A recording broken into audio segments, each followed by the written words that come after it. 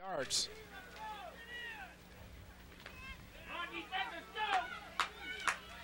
So again, the defense in a little bit of a pressure situation.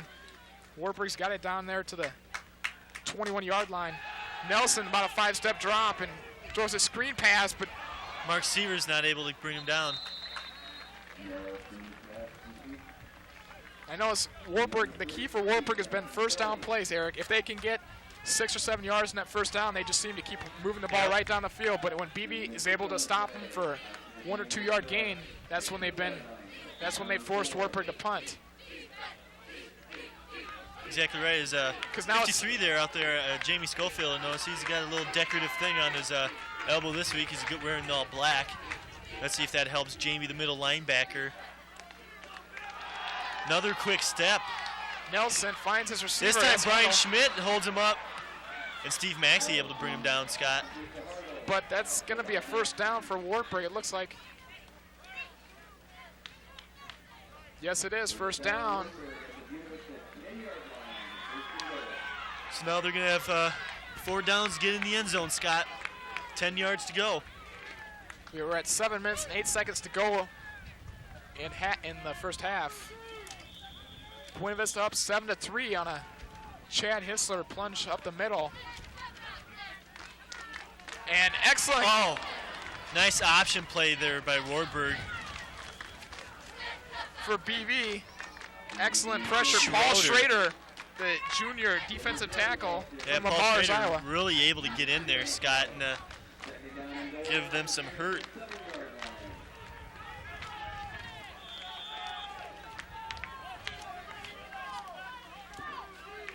So it'll be second down now. Hopefully Buena Vista is able to stop him once again.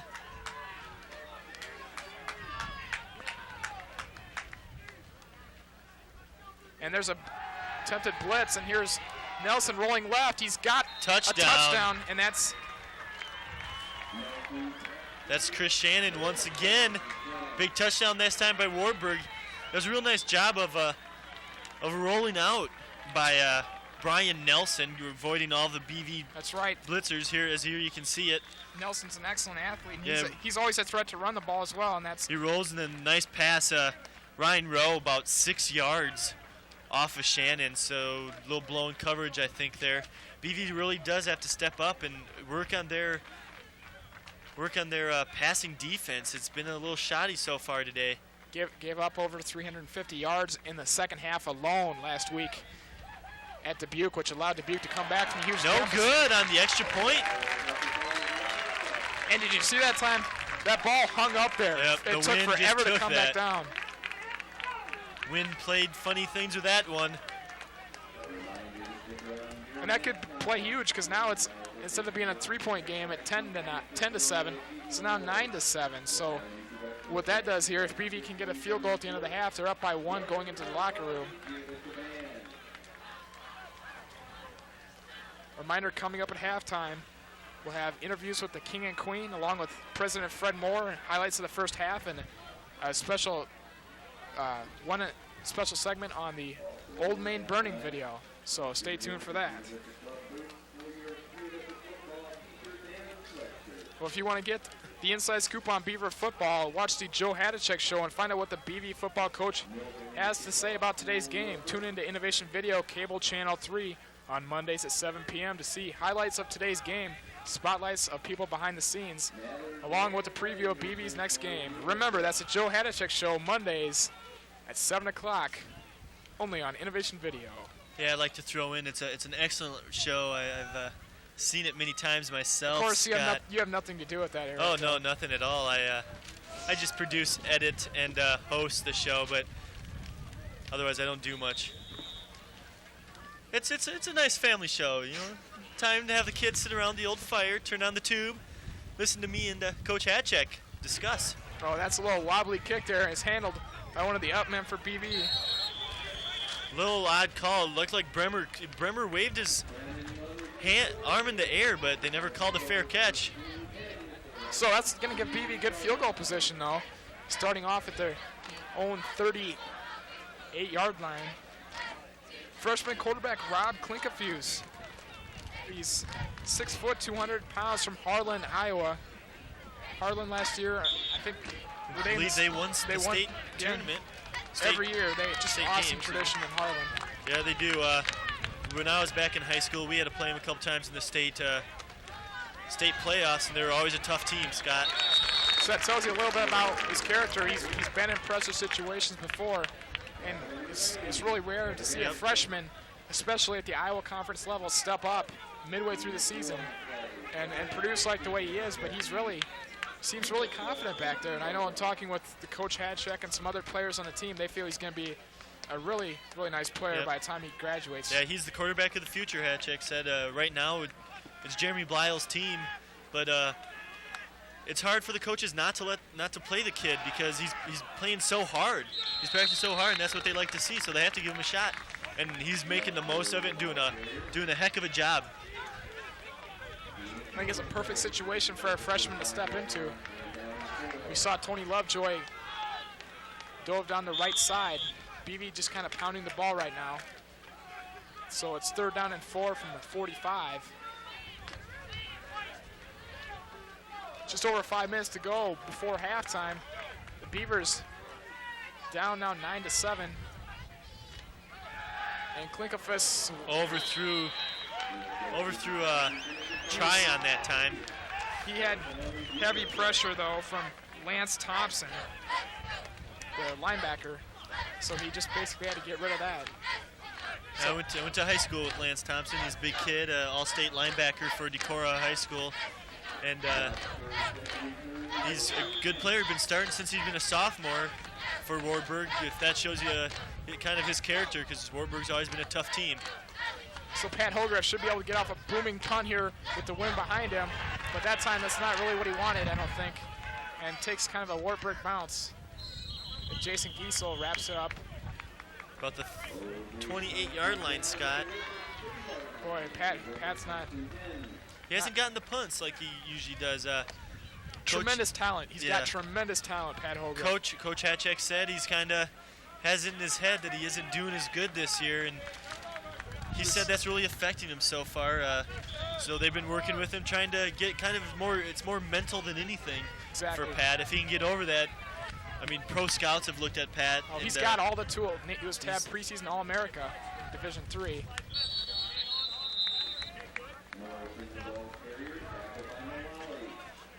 Right now, Coach Hadcheck talking to his offense. There's a nice shot of Coach Ward, Scott, the defensive coordinator, the mastermind behind this Beaver defense. And also the baseball coach. Yes, head baseball coach of the Beavers. They started practice already for the fall season. Shannon and Hartle split to each side. And you got two tailbacks, and Nelson's going to fake the handoff and throw. And intercepted by Eric Moore. Eric Moore comes up with a big play. We mentioned Coach Hadcheck said turnovers will be key, and right there, BV gets a huge break. That might be just what they need right before this half.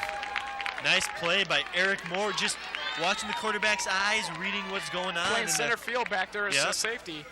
Able just to jump up and grab that ball in the air. Nice job, Eric Moore. That time, quarterback Brian Nelson let the ball hang maybe a little bit too long, throwing into some double coverage in there. So once again, offense taking over, Scott. Got to try to get something mounted right here. This could be a big momentum changer in the game if BV's able to get something going. And they got Williams wide open. He catches it. Down to the 10-yard line. Craig Williams. Heck of a pass, Scott, by Rob Klinkafus. Wow, the freshman is on fire. That's the third connection that Williams and Klinkafus have had so far in the second quarter. Like we say in the sporting world, in Fuego, look at that deep pass, just hunted out over, and all Williams had to do is just run right underneath the ball. That was a 40-yard pass. So now BV Scott knocking at the door once again. That's right, Tony Salazar and Matt Moore now the wide receivers. It'll be 1st and goal from the 7. Klinkafus again to pass. This time he's got Hissler out of the backfield. Hissler gets popped pretty good though at around the 8 or 9 yard line. no doing that time for Chad Hissler. That was a nice try, a little flare pass there for BB.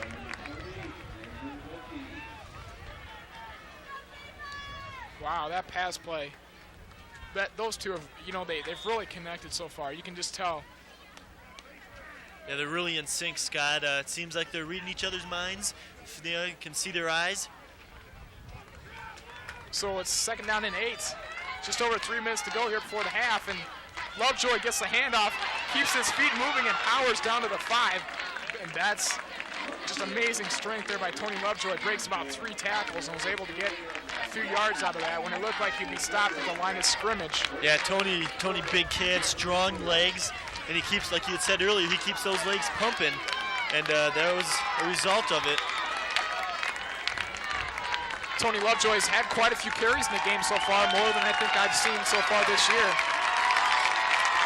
The crowd is on their feet here. 3rd and 4, Scott. Big play now for Buena Vista. See what we got. Clinkerfus calling out the signals. A handoff to Chad Hissler. He's wrapped up, though. Not a very big gain on that play. We'll have to see where the spot is. 4th down, big decision here, and looks like they're going to bring in the field goal unit is coming on. The field goal unit's coming on, but I wouldn't be surprised here if it's some kind of a fake field goal. Coach Hatchuk left the door wide open for that, but it's going to be Tom McNamara. He was successful in his first try. This is to go up by 1. And no, but looked like Wartburg got a hand on it. Kick just came off low. Not sure what happened there. Like you said, Wartburg just getting up over our offensive line to block that field goal. So now defense will take over. Wartburg deep in their own territory. Let's hope they can hold them here and maybe get the ball back right before halftime.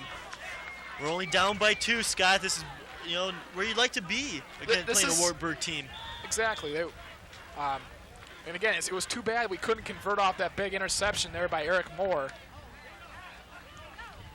Nelson hands off to Shannon. Wartburg probably will just try to run the play clock down here.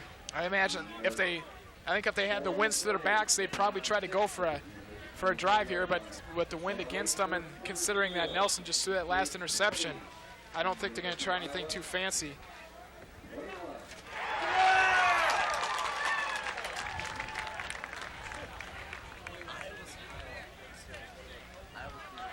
As we hear a big score there, 21-20, Iowa's up on Penn State. I don't know how long that lead's going to hold, but let's root the Hawks on for a victory. And there you see Nelson showing his excellent running ability. Quarterback Brian Nelson, he comes into today's game the leader in total offense in the Iowa Conference, and he actually has 225 yards rushing in 4 games. So that's about, he averages around 50 yards a game, and for a quarterback, that's not too shabby. No, it's not. I've had the opportunity just by having the Hatcheck show to see most of the games BV has played, and let me tell you, just the first half so far, this kid for Wartburg, that's Brian Nelson, he's probably the best all-around quarterback I've seen playing. I mean, the Dubuque last week, they have a freshman quarterback who's going to be a heck of a player, but Nelson here is showing his stuff. Wartburg's going deep. That time it's complete to Derek Hartle. And that's going to be about a 30-yard pass connection from Nelson to Derek Hartle. And everybody keeps paying attention to Shannon, but this Hartle kid can play too. I believe he's a sophomore. Junior from Iowa Falls, and I had a chance to see him play through high school. And this kid's pretty good. He led Iowa Falls to the state championship game a few years back. It's getting a little bit chilly here at J. Leslie Round Stadium, but it's always nice to see kids that you've seen play in high school continuing on with their football careers into college football. And this Division III is a nice place to do it if you'd like to play football. Hand off to Trevor Shannon, one of the members of the Shannon tandem. It's so extremely important to the Wartburg offense. Right now we got 49 seconds to go in the half. Reminder at halftime, we got a lot of stuff going on. So we'll have an interview with Fred Moore. We'll have the homecoming court, and along with the interview with York Plagge and Bobby Story, the homecoming Kings and Queens of 1996. Yeah, this wind doing some damage to us up here, Scott. It's blowing our papers We got around. stuff going all over. We got papers flying over. We got everything scattered about. Both of us have on our flannel shirts here. It's getting a little chilly up here, so if anybody's listening out there, why don't you run us a couple coats up here, up in the old press box. We'll use them to the fullest. Right. We don't have the benefit of running around out there in the field. We weren't quite as smart as the rest of the crowd here and actually brought coats with us. Show you just how good of college students we really are.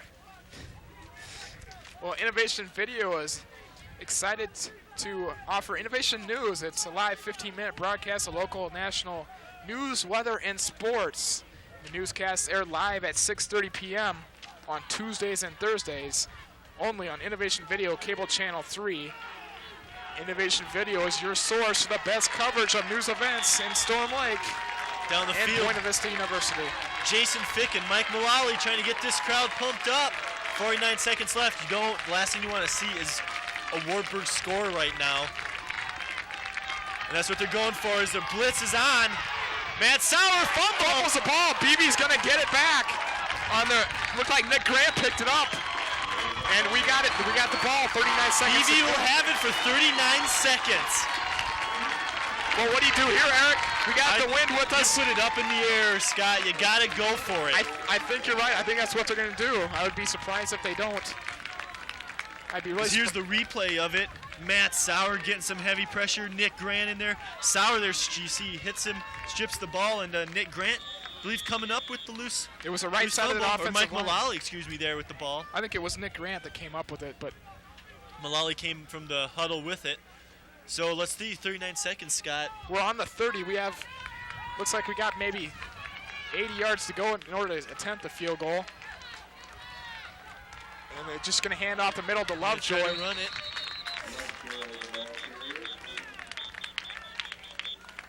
I don't know, maybe, I guess you go into the locker room down 9-7, you're still in good shape though if you're the Beavers. So as long as they don't make the big turnover here, I think either way they come out ahead.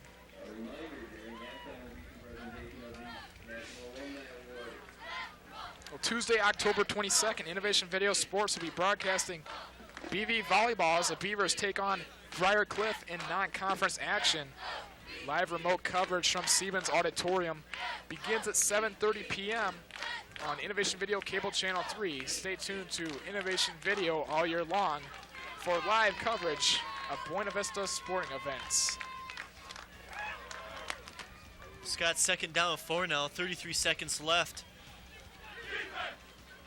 I'm a gambling man. I'd go for it. I'd put her in the air, throw it to Craig Williams. Let's see what happens. I think so. I think with the wind, the next time the Beavers will have the wind at their backs is in the fourth quarter.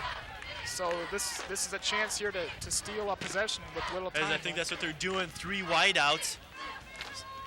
Williams is to the right side. He's got Grubb wide open. 26 seconds remaining. Might have to get a timeout here. We do. BB calls timeout. No huddle right here. Quick huddle and see what happens. That time Grubb was wide open, Eric, right in the middle of the field. Let's see if we can't get. And they just down the ball. Smart play. Stop the clock. Nice job by Rob Klinkenfuss there.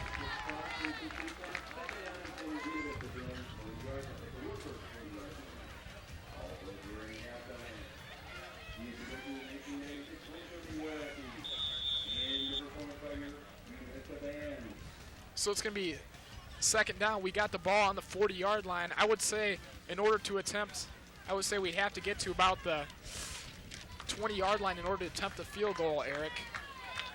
So that means about 20 yards if you're going to get a field goal. If you're going to go to the end zone, you better start to go now because... Once again, 3 wideouts. Stand-up tight end, Lovejoy, lone guy in the back. Todd Tryon's to the left side as well. just couldn't hold on there was Craig Williams.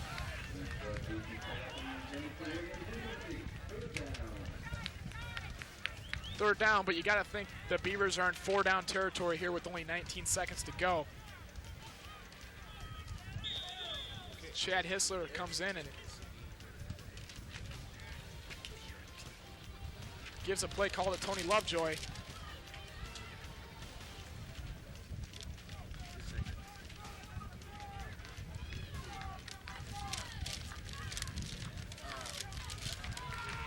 Big play here for the Beavers. They need to move the ball quickly if they're going to get a chance to score here before the half. 5-step drop for Klinkafus. He pumps once, and he's got... Oh, trying for Kyle Pellet. There was a penalty flag thrown, and probably holding, I would believe. It looks to be in that area, Eric, where holding is normally called. That time, that was a nice, almost completed there to Pellet. He was a double coverage, throw right in double coverage, and still almost completed it. Well, if that's the case, there's going to be 12 seconds left for BV, and it is holding. And the Wartburg declines it. That'll bring up 4th down, so BV's got one shot to go for the end zone here, it looks like. And Wartburg calls timeouts. They want to get the ball back and see what they can do. The wind's really picked up here, starting to get... There's a coach's huddle. They got Ward's in there as his defensive coach. Hadachek and John Sala's down there too. I believe Steve Oysterberg is also down there. So there you see the score, 7-9. Heck of a ball game so far, Scott, we've had. We knew it would be a good game. Wartburg has been in close games all year long as well as BV. This is a big game, has big implications as far as the Iowa Conference standings goes. If we can look at those Iowa Conference standings, Iowa just knocked off the Penn State Nittany Lions at College Station in Happy Valley, Pennsylvania. Iowa won 21-20 over Penn State. Penn State came in, ranked 4th, Eric? I believe, win. I'm not sure. That's going to bolt the Hawkeyes back into the top 25, you can believe. So it looks like BV's going to have one shot at the end zone here at 4th down. Craig Williams split wide left here. Klinkafus avoids 2, but he goes down with the sack. Sack. The pressure was on by number 60, Jason Juan Ruiz. So that's going to pretty much effectively end the half. Wartburg's going to have 5 seconds to do with whatever they want with it.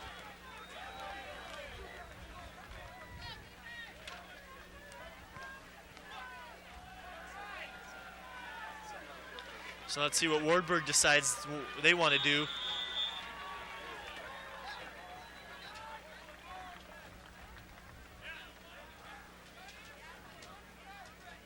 Reminder, stay tuned for halftime. I think Wartburg's just going to down it. I think that would be the smart thing for them to do with the wind against them. So Nelson takes a knee. That's going to do it for the first half. Wartburg came off early with the field goal, and then BV countered with Chad Hissler going up the middle on a 1-yard touchdown plunge. And then the pass from Nelson to Shannon on the corner of the end zone in the second quarter gave Wartburg a 9-7 lead. And that's where we stand at halftime. So we're going to go to a break, and we'll be back with a lot of good halftime stuff. So stay tuned to Innovation Video Sports.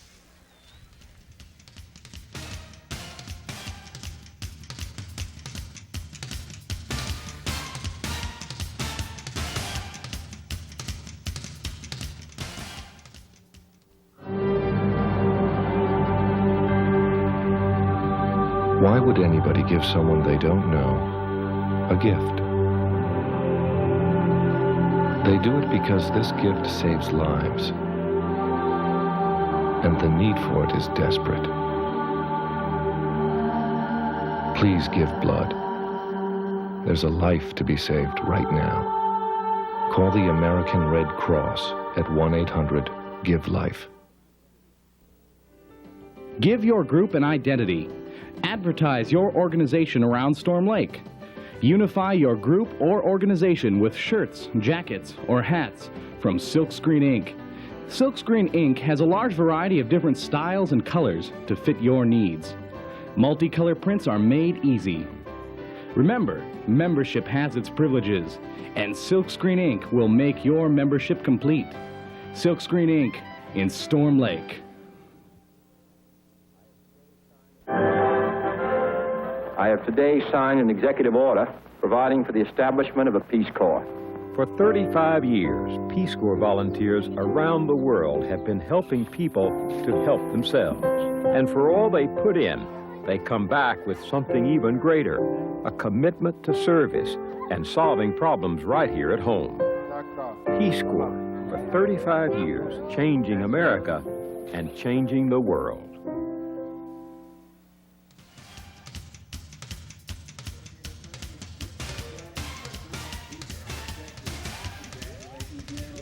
We're at halftime here at J. Leslie Brown Stadium. Scott Hindley along with Eric Ria for the play-by-play action. Wartburg leading it at the half, 9-7, as you see some of the activities going on.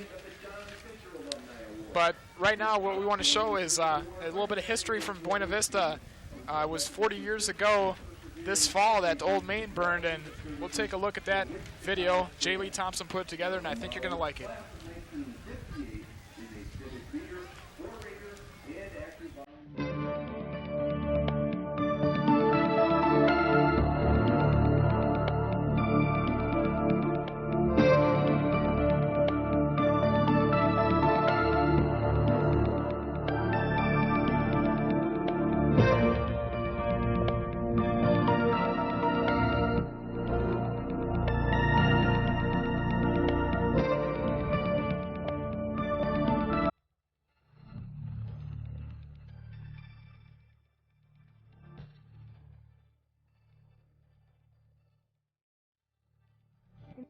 The three-peaked roof and stone archway were the architectural beacons that drew everyone to its wooden-floored halls, commanding a panoramic view of Storm Lake.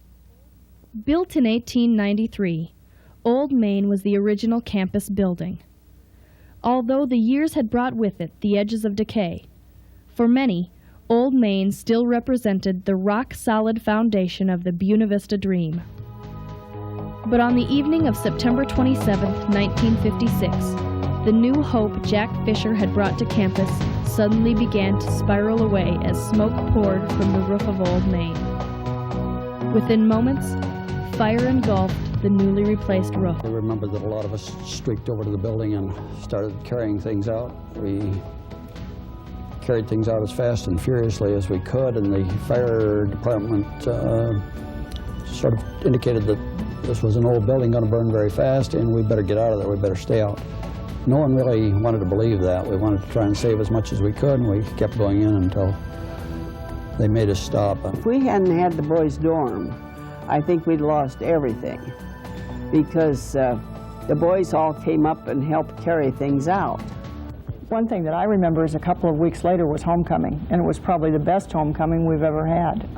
Everybody was, talk about school spirit, it certainly was there, and it was evident to everyone within the college community as well as the community of Storm Lake. It was probably one of the best parades we've ever had, and the winning float that year was a white dove rising out of ashes, and I can't remember exactly what it said on the side, but there were not very many dry eyes as they watched the students show to the community that the spirit that we felt that Buena Vista would indeed raise from the ashes. And of course we had no idea it would turn out to be what it is today, but we hope. In the 40 years since that blaze lit the autumn sky along the north shore of Storm Lake, the dream of education for service has burned only more brightly with each passing year, lighting the way for the hope and future for Buena Vista. And I think that's true of Old Main. We had to lose it in order to gain more. And I guess that was it.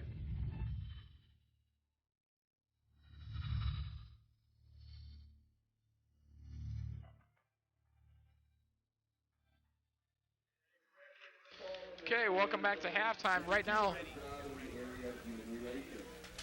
All right, welcome back to halftime right now. We're going to go to the announcement of the 1996 homecoming court.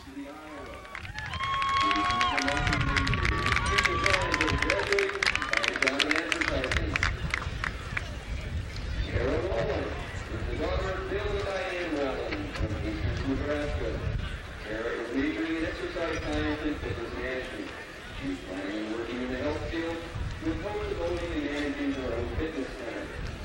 Sarah was escorted by Eric McFadden, who is the son of Robert and Peter McFadden from Apple Valley, Minnesota. Eric agreed with his philosophy and religion. He plans to attend law school and wait to read American novels. Kathy Gagey is the daughter of Harold Gagey from Dallas, Minnesota. She's in mathematics and psychology major. In a year or two, teaching experience at the high school level following graduation. She was continuing education by taking graduate school years of mathematical education. Japanese expert, standing in future junior and she was the son of Ron and Phillips from Dayton, Iowa. She was a math and computer science major. So it's a teamwork today. Upon graduation, she does plan to enter officer training school with the Air Force and work in a programming school. And for 1996, homecoming king and queens are Bobby Story and George Slinky. Bobby is the daughter of King Rover Story from Iowa. Bobby is major in athletic training and psychology. She hopes to attend graduate school with the George Career Goal and Occupation for the specialization in all fitness. The son of Jerry Lee from Wartburg. So you see the homecoming king and queen, Bobby Story and York Claggett. And that announcement was made last night, and here they are. Just can't believe York got it. Now I get to sit next to royalty in econ, I told him this morning. That's exactly right. Both of us. Both of us, I say. We sit next to each other, yeah. We're not worthy. Yeah, I'm not going to go bow at him or anything. You better not expect that. But congratulations to those two. Gets a big hug from last year's winner. That would be Noga. Noga, yeah. Yep. Noga and Megan Vadnais there, last year's king and queen. As there's Bobby Story and York Plaguey. Congratulations, guys. Hope you serve BV well, being our representative of royalty. That's right. And we're going to go to a break right now. When we come back, we're going to have an interview with President Fred Moore, and we'll talk to Bobby and York. So stay tuned.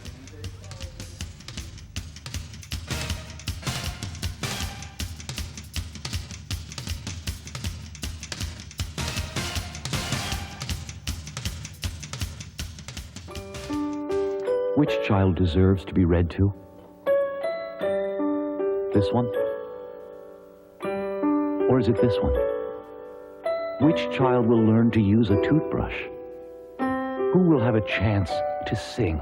The choice is yours. Volunteer for Head Start. With your help, more low-income preschool children can get what other children already have. Change the world of a child, and you change the world.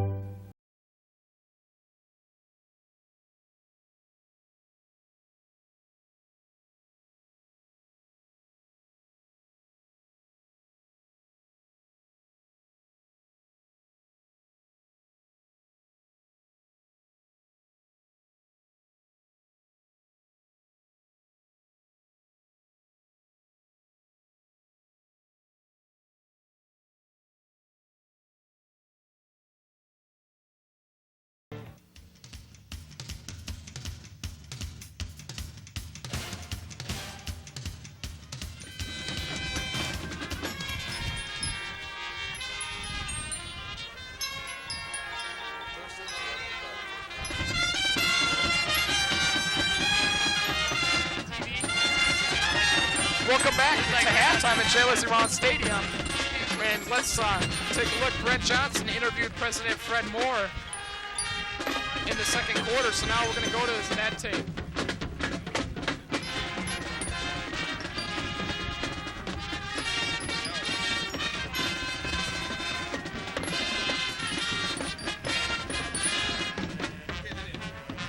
Hi, today we're talking with our homecoming king and queen, York Plaguey and Bobby Story. So you two, will becoming royalty change you in any way?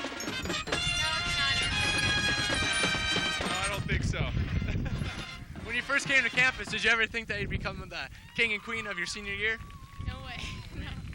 No. So if you have to make a prediction today, who do you think is going to win? Beavers, definitely. Definitely? Oh, the Beavers are going to come back. Yeah, we're going to win. Up or down to the new Buford the Beaver?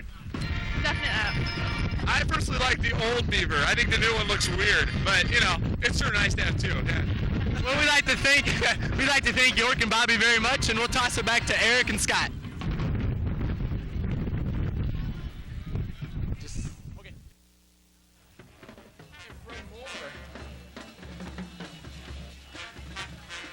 All right, thanks, Brent. Now let's go to, you interviewed Fred Moore a little bit earlier, and let's go to that. President Moore, very busy man. This is his second year with BV, and let's hear what he has to say. And whenever you're ready. Okay. Whistler, the ball carrier. Okay, I'm going to make sure I get the first one right. Tackled by number 90. Okay. That would be a good one. Trying to think now how to lead. Okay. All right. A little closer. Buena 4 on the play. Second down and 6 for Buena Vista at the Buena Vista 43-yard. Hello, welcome here. It's Brent Johnson talking to President Moore. President Moore, how you doing? Doing very well. Thank you, Brent. I got a couple questions for you. First question, what changes have you seen over your first year? Oh, gosh, there have been a lot of exciting things that have happened. We finished, of course, Heritage Hall, the newest residence hall, and opened that in February of this past year. Brought the Information Technology Center online successfully. We're in the midst of finishing up the Edson renovation. As a matter of fact, we had 9 major construction projects going on at once on campus last year and brought all of them in on budget successfully. So it's been a very busy year. And of course, there's a lot of excitement in the air. We're talking about new directions for the university with the new strategy we've put together. Have a lot of exciting new faculty that have joined us this year and are already making a real strong impact, as well as a number of exciting additions to the staff as well. So it's been quite an eventful year. Well, thank you. I remember my first year on campus, everything went kind of by pretty fast as far as like homecoming and all the different events. And then finally in my second year, I started really having things soak in and understanding that. Are you feeling any of the same feelings? Oh, I suspect that's true of college presidents as it is students. You have the freshman experience, and you're on a fairly steep learning curve, and I've learned a lot this year about the institution. Spent a lot of time listening to students and faculty and staff, alumni, trustees, friends, people who care very deeply about us and have learned a lot from that.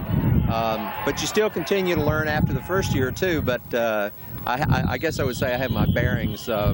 I have more of my bearings now than I did at the beginning. Next Saturday we got FW de Klerk coming. What do you think this means to the campus, and what do you think this means to the future of BV? Well, this is pretty exciting for us. This is the first time we've had someone of his stature that have their representatives contact us. We did not pursue him. His people came to us. And I think that's a real indication that the lecture series is achieving quite a bit of notoriety and is really becoming the most dominant vehicle in our region for the discussion of freedom.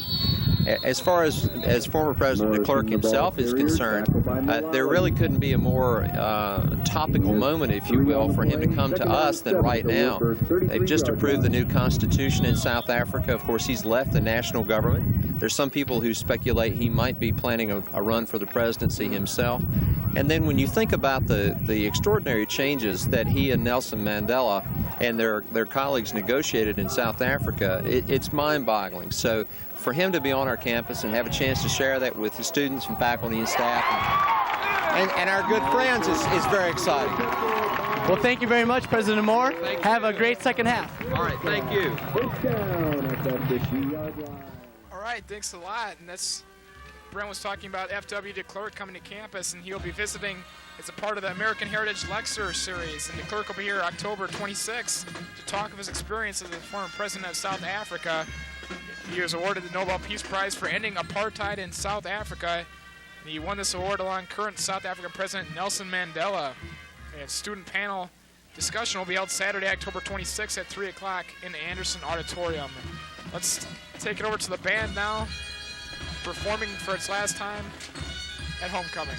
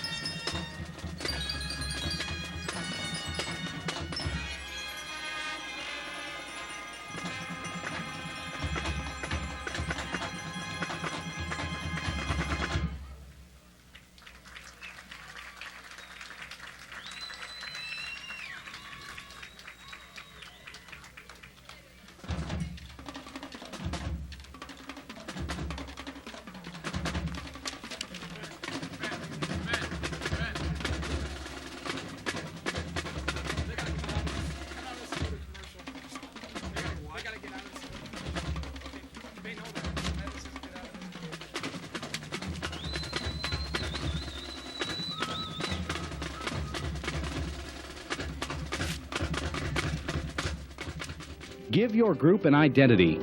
Advertise your organization around Storm Lake. Unify your group or organization with shirts, jackets, or hats from Silkscreen Ink.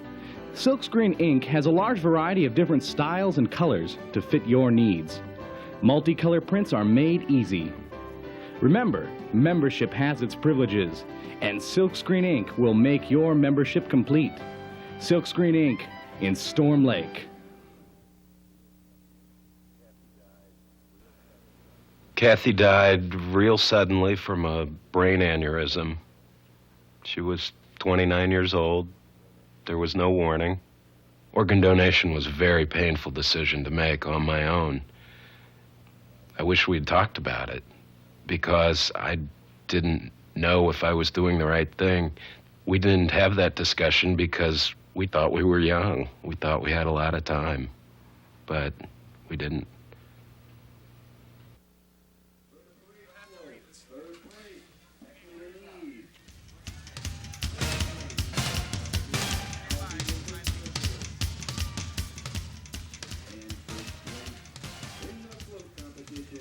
Okay, welcome back to J. Leslie Ron Stadium. Scott Heinley and Eric Ria here. Wartburg leads it 9-7 here, and we're gonna take a look now at the. If we can take a look at the Iowa Conference first half highlights. Jay Lee was down on the field, and let's take a look at some of the big plays of the first half right now. 1996 overall winner.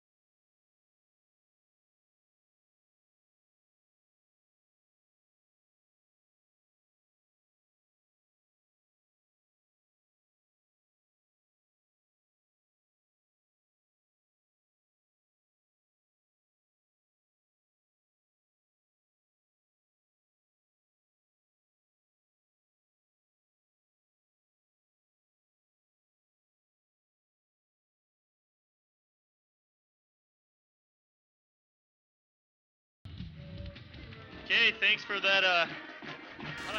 All right, we're back here, and now let's take a look at what's going on around the rest of the Iowa Conference. As you see the conference standings, and of course, no surprise, look at the teams on the top. Central, Simpson, and Loris. The Murderers Row right there.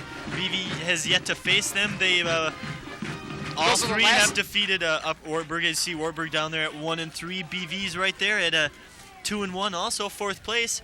BV can't be complaining about that too much, as you see. Then Luther and Upper Iowa, and then of course William Penn and Dubuque are at the bottom of the conference. Traditional doormats. Yes. William Penn and Dubuque. So let's take a look at what games were played today, what was going on around the conference. We have an update on one of these.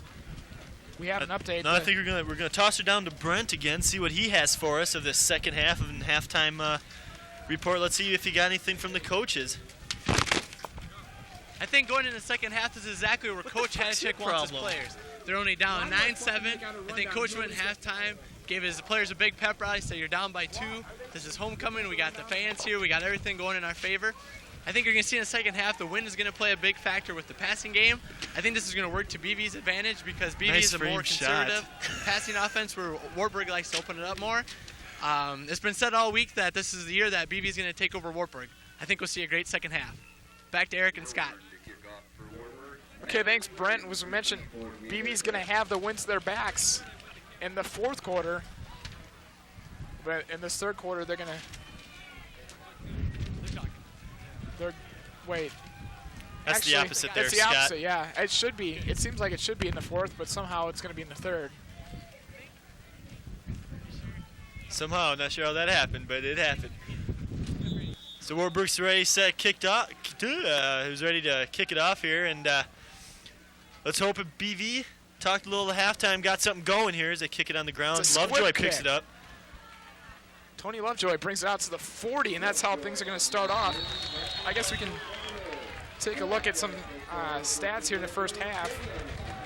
Wartburg got 12 first downs compared to BV's 9. Rushing yards comparable. Both Wartburg had 83 yards on the ground. BV had 66. The passing yardage, Wartburg 173, BV 133. Total offense, Wartburg's got the edge 256 to 199. And this is Klinkefuss here, gets a start in the second half, and he hands off to Hissler. So the coaching staff must have went into the locker room. They evaluated both Klinkefuss and Jeremy Blyle, and it came down to the excellent performance of Klinkefuss in the second quarter. It had a lot to do with it, so they're going to give him the start here in the second half, Eric. Yeah, they are. Like Coach said, maybe in the fourth quarter, Blyle might get the start. Just all depends now on how Rob does right here. We are at the 40-yard line. Good field position for our first drive of the second half. Hissler's he's meeting walls right now today. He gets behind that offensive line, then runs into those linebackers who just won't budge. And Chad Hissler, 18 carries and 40 yards, so that comes out to about a little over 2 yards a carry. So Wartburg defense is doing a pretty good job of containing him as far as that goes. Thanks for the stat guys over here, Brent Ross and Greg Dardis on that one, doing a great job here. And there's a fake handoff, and Klinkefuss not thrown into double coverage to Williams, but still almost complete. As 17 there for Wartburg lets everybody know that he's the one that got the hand on it. In the first half, Craig Williams, 3 catches for 69 yards. Again, the big one was that 44-yard connection toward the end of the second quarter, but BV was not able to capitalize on that. I thought that was a big key. If we could have, after that interception by Eric Moore, if we could have scored, it would have really changed the momentum of this. But Pat Hogarth is going to punt this one away. Oh, there is a Pat Hogarth punt. That was a nice punt that time. And they just chase him out of bounds. That's going to help Hogarth's average. That's what everybody's used to seeing.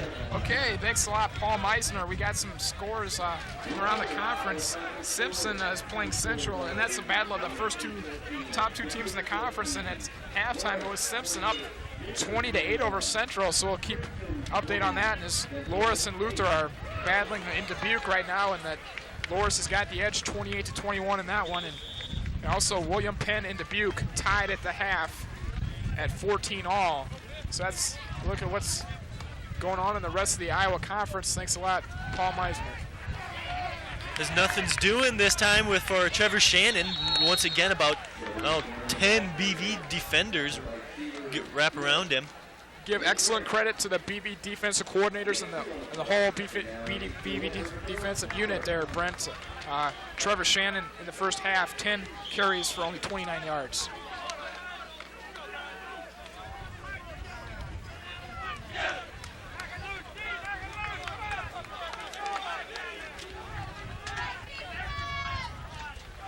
There's Nelson. He takes a 3-step drop and incomplete to Derek Hartle.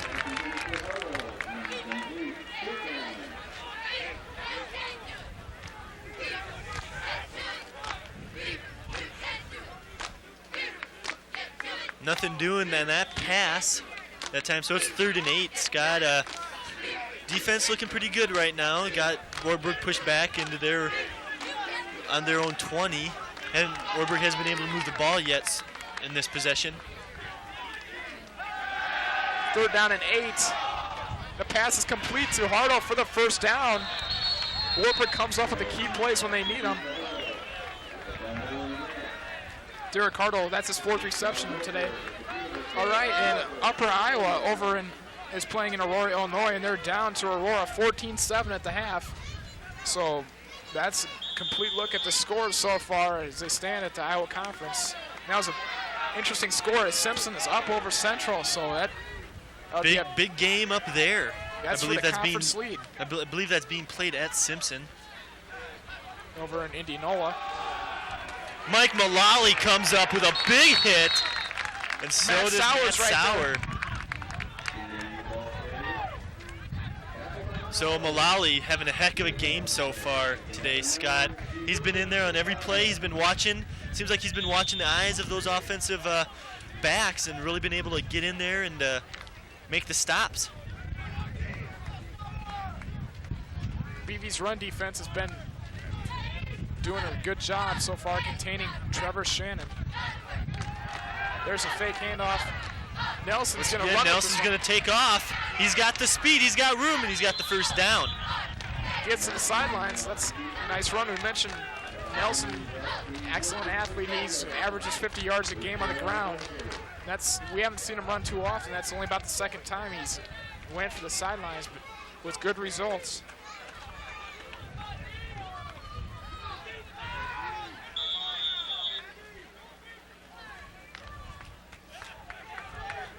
So now once again another first down, Scott. Like first half, Wartburg's able to get those first downs and keep their drives alive. Right now they're, I think, 14 first downs in the game so far. And they've been able to have that time of possession in their favor.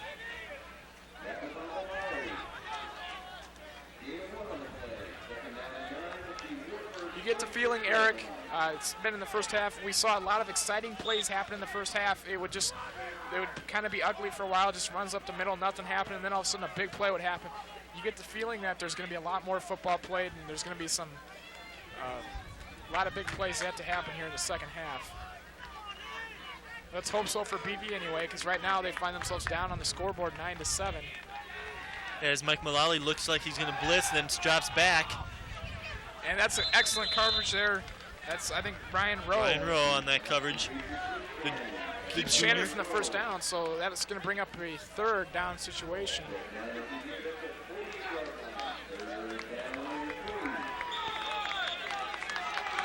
Okay, Mike Mullally is now, that's his 8th tackle. Thanks Greg Dardis for that.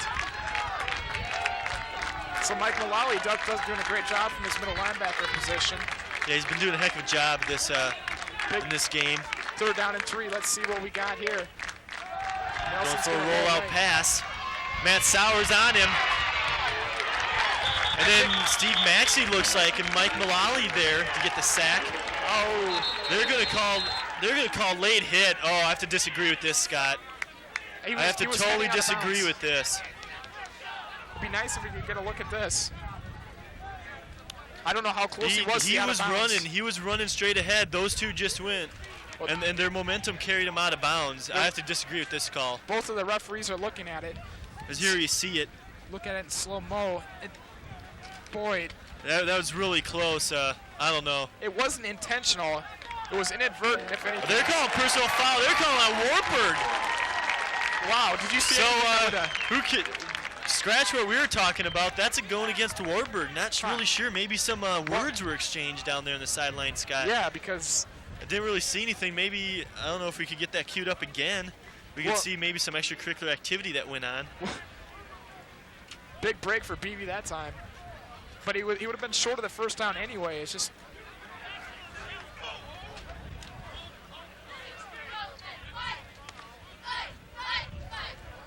.25 to go in the 3rd quarter.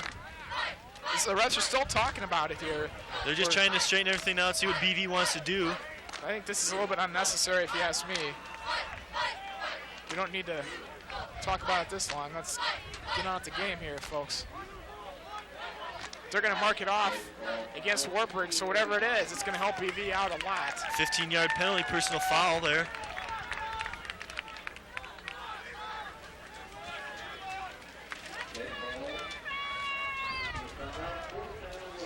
Here's a reminder that the next Buena Vista football broadcast will be on Saturday, November 2nd. And the Beavers will be hosting conference rival Loris. Oh, black punt by Matt Sauer. Buena Vista football. Matt Sauer getting in there again. He doesn't care about his ribs, Scott. He took that one right in the ribs. Nick Grant was right there. Big block. Wow, the Beavers, this is a huge break for them. And again, the special teams is, you know, when it's real windy like this, it always seems that special teams plays a big key to the game. Let's see this one. If he can key, there's Matt Sauer run right in there. Boom! He takes it in the ribs. He doesn't care. BV, excellent field position now, Scott. Inside their 30, about to 26. And delayed handoff. Chad Hissler had a big hole.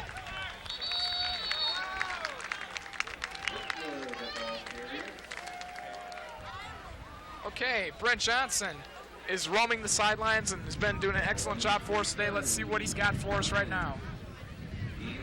Today we grabbed two of the cross-country team runners. Let's start off by them introducing themselves. Oscar Diaz, freshman. Heather Hendrickson, sophomore. Today they ran a meet in, was it South Dakota at the Mount Marty Invite? How did each team place? Well, there's 50 teams overall, and we have 12th. I think our first 5 guys beat our number 1 time last year, so we did pretty good. And the women's team? Thank you very much. We'll go back to Eric and Scott. All right, BV scored a touchdown there when Brent was doing that interview. And what it was, we're going to take a look at this again because to tell you the truth, I wasn't really sure. He fake handoff to his, so everybody fell for it. Klinkenfuss just takes it in himself and does an excellent job. The line pretty much had his, breaks a nice tackle there to get in. But that's an excellent play call right there. That's doing your homework right there for the BV coaches. I think that really caught the Wartburg defense off guard. Everybody thought the ball was going to Hiss, and the Klinkenfuss just kind of rolled out and then went right for the touchdown. So going for 2. It's right now 13-9. You got a 4-point lead, and that's a good call right now. That's playing the percentages. If you're up by 4, you might as well go for 2 because a 5-point lead is not going to give you any advantage. That way, a 6-point lead will only put you down by 1 in case Wartburg scores another touchdown. So the crowd is really excited and pumped up for this game.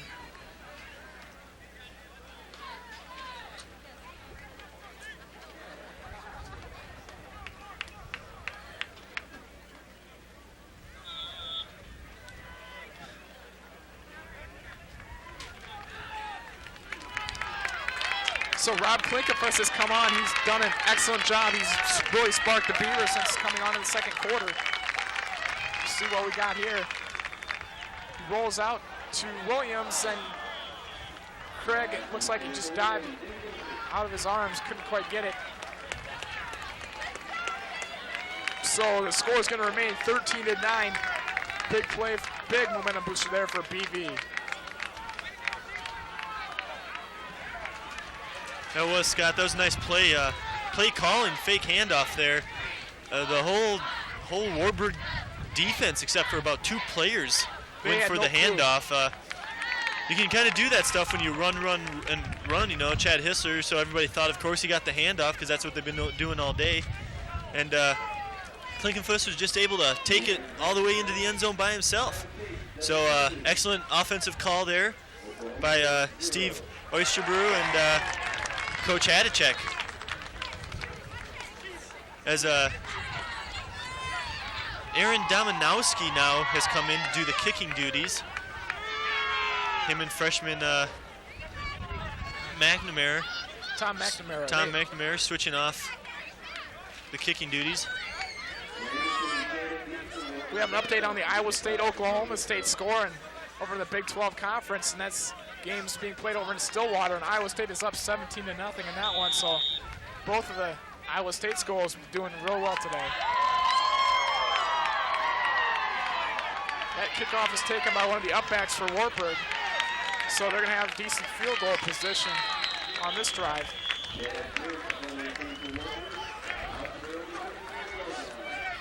The next football broadcast by IV Sports will be Saturday, November 2nd. The Beavers will be hosting conference rival Loris. Live remote coverage from J. Leslie Brown Stadium starts with the pregame show at 1:20. Kickoff slated for 1:30. Stay tuned to Innovation Video all year long for live coverage of Buena Vista sporting events.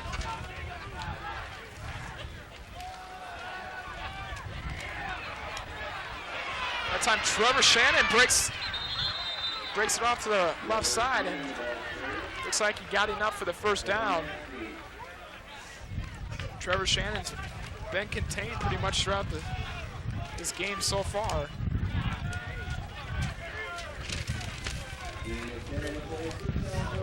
Yeah, First down. Trevor Shannon's really been doing a heck of a job running the ball so far today.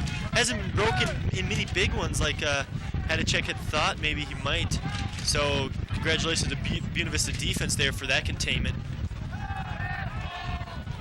Oh, nice hit by Mark Sievers that time. He really came up and stepped into the wide receiver.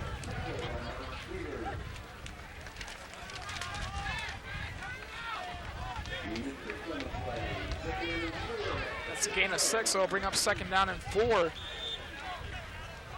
You get a feeling this game's just going to go right down to the wire. I think it's going to come down to who's ever got the ball last.